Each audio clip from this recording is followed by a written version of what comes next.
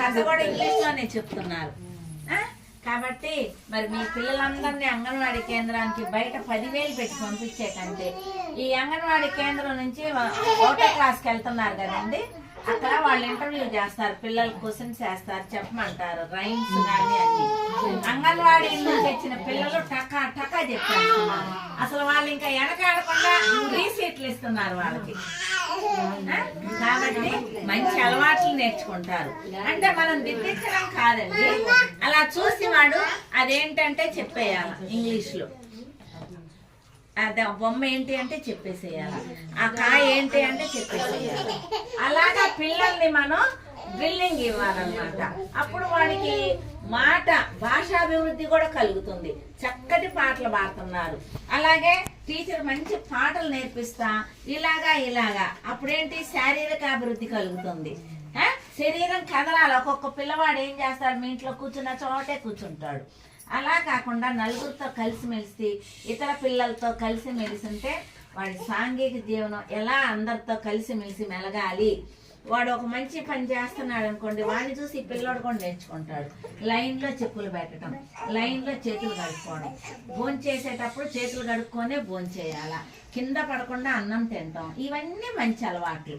Prayer చేయడం, కొట్టుకోకుండా వాడు ఎంతసేపు ఇలాంటి బళ్ళో కనుక చేరిస్తే వాడేంటి టీ ఏంటి, ఆ లేడీ జింకనేంటి, ఆ బొమ్మ ఏంటి, ఇవన్నీ చూస్తుంటాడు. అంటే మంచి ఆలోచనలే వస్తాయి.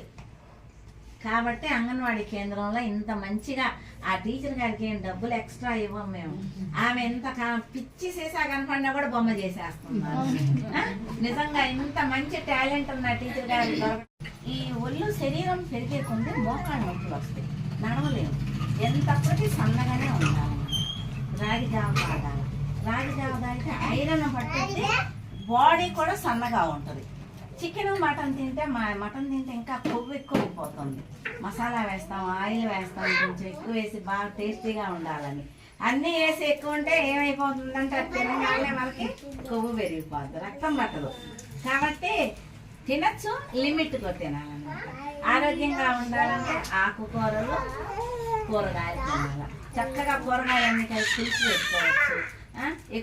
గోంగూర పప్పు చేసుకోవచ్చు. ఎక్కువగా గోంగూర పులుసు కూర వండితే ఎంతో, అసలు మటన్ కూడా పనికిరాదండి అట్లాగా. కాబట్టి ఆకుకూరల వలన బచ్చల కూర, పాలకూర, వీటిలన్నిటి వలన కొత్తిమీర పప్పు చేయండి.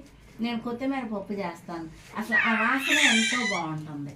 అందరు చేసి మాకు మేము చేసామండి చాలా బాగుందండి అని చెప్తారు. మనం గోంగూర వేసుకునే బదులు కొత్తిమీర కట్ట వేసేస్తే మెదపక్కర్లేదు. పప్పు అంతా అయిపోయినాక దింపేటప్పుడైనా సరే కొంచెం వేసేసి మక్క పెట్టేసేస్తే మెత్తగా అయిపోద్ది, స్మాష్ అయిపోద్ది. కొత్తిమీర పప్పు ఐరన్ ఎక్కువగా ఉంది. కాబట్టి ఇటువంటి చౌకగా లభించే 5 రూపాయల్లోనే మనకి మంచి రక్తం పట్టుద్దండి. కాబట్టి ఇవన్నీ తిని ఆరోగ్యంగా ఉండండి. మీ అందరి పిల్లల్ని అంగన్వాడీ సెంటర్కి పంపించమని మేము మా అంగన్వాడీ తరఫున మేము కోరుతున్నాం. పిలవగానే వచ్చారు, చక్కగా వచ్చారు. ఇట్లాంటి ప్రోగ్రామ్స్ ఇంకా మంచిగా చేద్దాం మనందరం. మేడం మా పిల్లలు గ్రీన్ లీఫీ వెజిటేబుల్స్ ఆర్